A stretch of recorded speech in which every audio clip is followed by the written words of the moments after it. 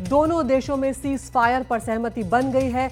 कुछ वक्त के लिए सीज फायर का पाकिस्तान ने उल्लंघन किया, लेकिन उसके बाद स्थिति वापस काबू में आई है। और भारत ने भी मुंहतोड़ जवाब दिया है पाकिस्तान को, जब पाकिस्तान की तरफ से सीज फायर का उल्लंघन किया गया।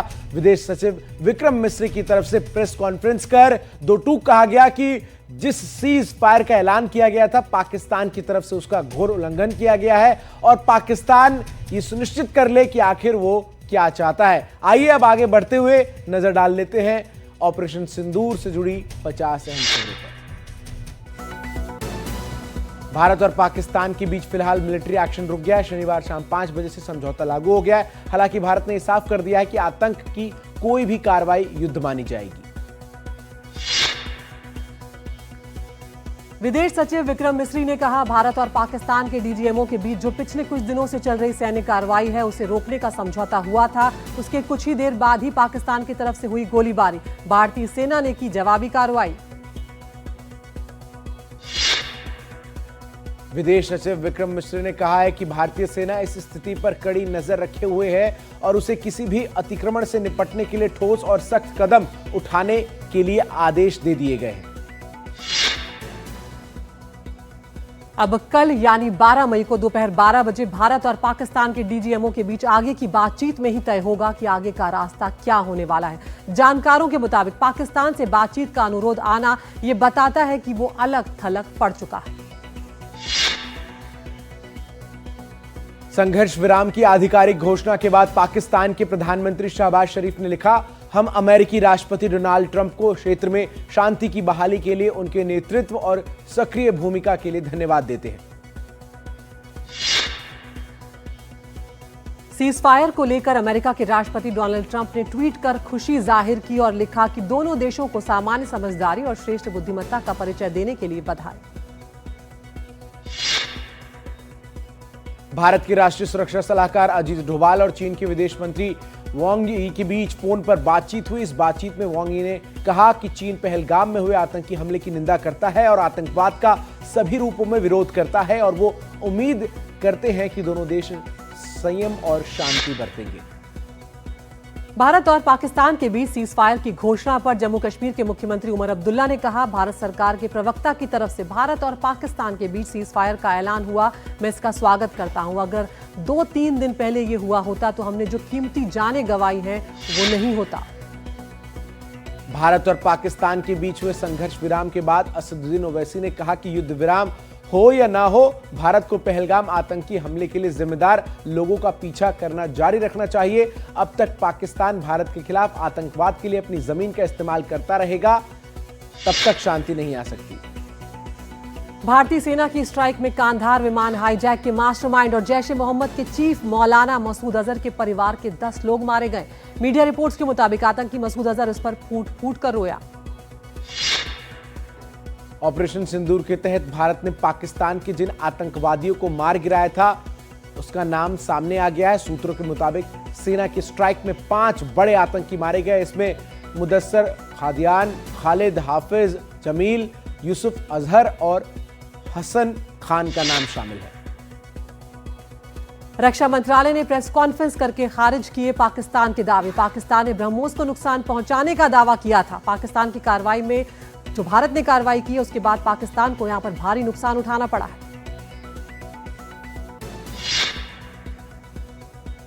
झुंझुनू में शहीद को पूरे राजकीय सम्मान से कल दी जाएगी अंतिम विदाई।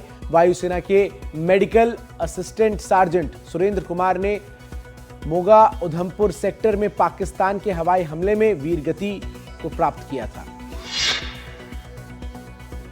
हिमाचल प्रदेश के मुख्यमंत्री सुखविंदर सिंह सुक्खू ने 25 पंजाब रेजिमेंट के सूबेदार मेजर पवन कुमार की शहादत पर शोक व्यक्त किया। पूरे राजकीय सम्मान के साथ सूबेदार मेजर पवन कुमार का अंतिम संस्कार किया जाएगा। पाकिस्तान की नापाक हरकतों को देखते हुए भटिंडा में रेड अलर्ट लागू कर दिया गया है। रात में शहर की बिजली गुल कर दी गई और जिला प्रशासन की ओर से औपचारिक रूप से ब्लैकआउट की घोषणा कर दी गई। प्रशासन ने लोगों से अनुरोध किया कि वो अपने घरों में ही रहें। उधर जैसलमेर में आधी रात को हवाई हमले का सायरन बजा और इसी के साथ धमाकों की आवाजें भी सुनाई दी। जैसलमेर में भी रेड अलर्ट जारी कर दिया गया। पुणे के सिंघड़ कॉलेज में पढ़ने वाली एक छात्रा ने अपने अकाउंट से पाकिस्तान जिंदाबाद की पोस्ट शेयर की, जिसके बाद पोस्ट वायरल होते ही सकल हिंदू समाज ने छात्रा के खिलाफ कार्रवाई की मांग की। फिलहाल छात्रा पर एफआईआर दर्ज हो चुकी है और उसे कॉलेज से भी निकाल दिया गया है। श्रीगंगानगर में सैन्य गतिविधियों की जानकारी साझा करना पड़ा भारी। घड़साना पुलिस ने 2 युवकों को गिरफ्तार कर लिया है। सोशल मीडिया पर सेना की जानकारियां साझा की थी। सीज फायर के बाद देश में हवाई सेवा शुरू हो चुकी है। कल ही दिल्ली से ग्वालियर पहुंची पहली फ्लाइट। ऑपरेशन सिंदूर के बाद बंद थे देश के एयरपोर्ट। भारत और पाकिस्तान तनाव के बीच रेलवे का बड़ा फैसला। पाकिस्तान से सटे जम्मू और पंजाब के बॉर्डर एरिया में रात को नहीं गुजरेंगी ट्रेनें। अमृतसर, बठिंडा, फिरोजपुर, जम्मू जैसी जगहों से रात को गुजरने वाली ट्रेनों को अब रीशेड्यूल किया जाएगा। 4 धाम में फिर से शुरू हुई हेलीकॉप्टर सेवा। बीच में कुछ समय के लिए हुआ था बाधित। ऑपरेशन सिंदूर के बाद केदारनाथ, बद्रीनाथ सहित चारों धाम में सुरक्षा व्यवस्था को बढ़ाया गया। तीर्थयात्रियों की भी जांच की जा रही है। सेना की जरूरतों को ध्यान में रखते हुए पंजाब सरकार ने राजस्थान को अतिरिक्त पानी देने का फैसला कर लिया है। पंजाब के मुख्यमंत्री ने कहा, देश हित और सेना के लिए पंजाबी पानी क्या खून भी देने को तैयार रहते हैं। भारत और पाकिस्तान के बीच तनावपूर्ण स्थिति के बीच भरतपुर के गोवर्धन गेट के पास रखे गए पाकिस्तानी टैंक की कहानी 1971 के भारत पाकिस्तान युद्ध से जुड़ी है। यह टैंक भारतीय सेना द्वारा युद्ध के दौरान कब्जे में लिया गया था और अब यह युद्ध की एक निशानी के रूप में रखा गया है। जयपुर के जवान ने वीडियो कॉल के जरिए अपने पिता को दी श्रद्धांजलि। राजाराम धनखड़ भारतीय सेना में सेवारत हैं। वर्तमान में भारत पाकिस्तान की सीमा पर वो तैनात है। सतना में ड्यूटी के दौरान गोली लगने से शहीद हुए हेड कांस्टेबल प्रिंस गर्ग को अंतिम विदाई दी गई। प्रिंस गर्ग को राजकीय सम्मान के साथ अंतिम विदाई दी गई। राज्य सरकार ने प्रिंस गर्ग को शहीद का दर्जा और उनके परिवार को 1 करोड़ रुपए की सहायता राशि देने का ऐलान किया है। जयपुर के सांगानेर में किया गया यज्ञ और हवन आयोजित। भारतीय सेना को बल प्रदान करने के लिए हवन किया गया। वैदिक मंत्रोच्चार के साथ आहुति भी दी गई। राजस्थान के भीलवाड़ा के महात्मा गांधी चिकित्सालय में हुआ रक्तदान। सैनिकों के लिए रक्त देने के लिए युवकों में मची होड़। मैसेज के 2 घंटे में जमा हुए सैकड़ों लोग।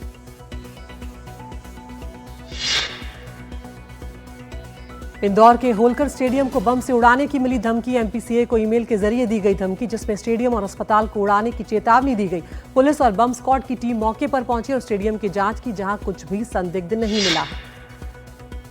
गरियाबंद के झाकपारा में आयोजित समाधान शिविर में भीड़ नहीं जुटने पर बीजेपी के पूर्व विधायक भड़क गए। इस दौरान पूर्व विधायक डमरूधर पुजारी ने अधिकारियों को जमकर फटकार लगाई। साथ ही अधिकारियों को अंजाम भुगतने की चेतावनी भी दी।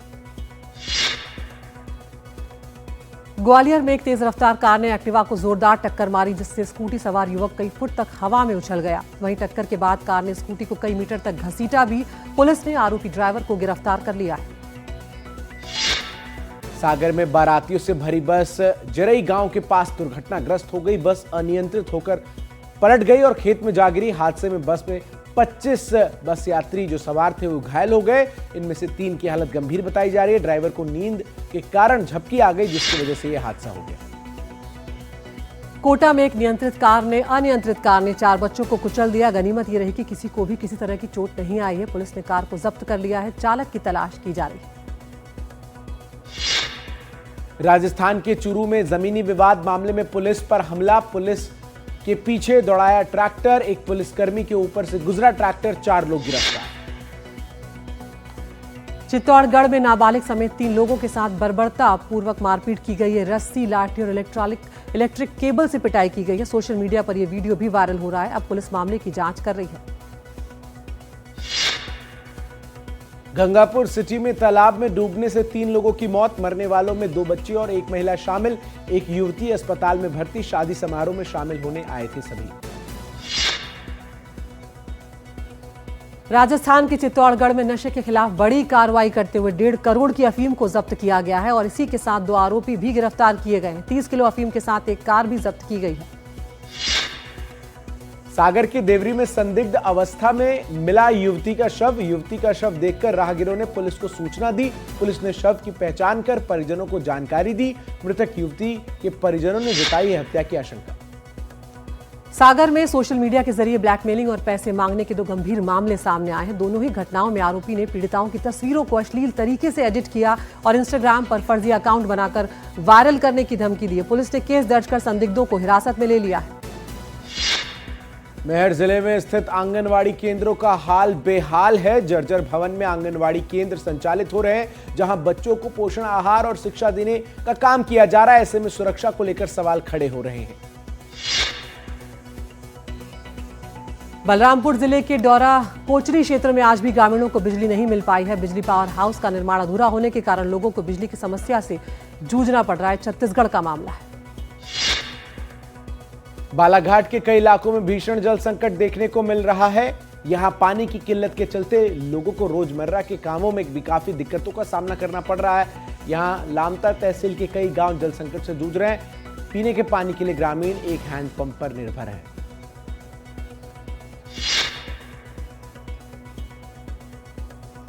और छत्तीसगढ़ के अंबिकापुर के कई इलाकों में तापमान के साथ पानी की समस्या भी बढ़ती जा रही है। जिले के कुछ इलाकों में भूजल की समस्या देखने को मिली। वहीं कुएं का पानी पूरी तरह से सूख चुका है। गांव के लोगों के लिए पानी पीने के लिए भारी दिक्कतों का सामना करना पड़ रहा है। झुंझुनू का वन विभाग लगातार एक्शन मोड में नजर आ रहा है। हरी लकड़ियों के तस्करों के खिलाफ छापेमार कार्रवाई जारी है। झुंझुनू रेंज में 10 से 15 दिनों में अधिक गाड़ियों को पकड़ा जा चुका है।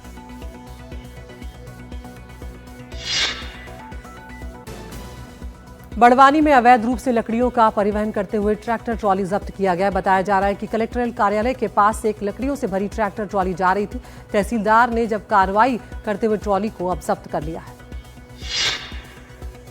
अशोकनगर के बडेरा गांव में सरकारी गेहूं की कालाबाजारी का मामला सामने आया, जिसके बाद प्रशासन ने कार्रवाई करते हुए एक मकान से 2 ट्रक गेहूं जब्त कर लिया है। फिलहाल मामले की जांच जारी है। नीमच में किसानों ने खेती शुरू कर दी है। इस क्षेत्र के किसान बड़े पैमाने पर खरबूजे की खेती कर रहे हैं। दरअसल खरबूजे से निकलने वाले बीज को मगज के नाम से जाना जाता है और इसकी डिमांड देश में ही नहीं विदेशों में भी बढ़ गई है। उमरिया में तेज गर्मी के बीच भी खेतों में धान की फसलें लहलहा रही हैं। किसानों ने खेती के आधुनिक तौर तरीके अपनाए हैं। अच्छे उत्पादन से किसान खुश हैं। मध्य प्रदेश में मंदसौर के गांधी सागर बांध के 5 छोटे गेट खोल दिए गए हैं और करीब 89 क्यूसेक पानी छोड़ा जा रहा है। अनुमान के अनुसार 4 दिनों में गांधी सागर बांध से 892 मीटर पानी जो है वो छोड़ा जाएगा। मंडला के कान्हा टाइगर रिजर्व में पाक की फेमस बाघिन डीजे और बाघ MB3 एक साथ घूमते नजर आए। टाइगर रिजर्व में घूम रहे पर्यटकों ने यह नजारा देखा तो उत्साहित हो गए और बाघ बाघिन का वीडियो बनाया। भारतीय क्रिकेट कंट्रोल बोर्ड जल्द ही T20 2025 की दोबारा शुरुआत को लेकर जल्द ही आधिकारिक ऐलान कर सकता है। जानकारी के मुताबिक अगले 1 से 2 दिनों में बैठक में IPL की नई तारीखों को लेकर कोई भी फैसला लिया जाएगा।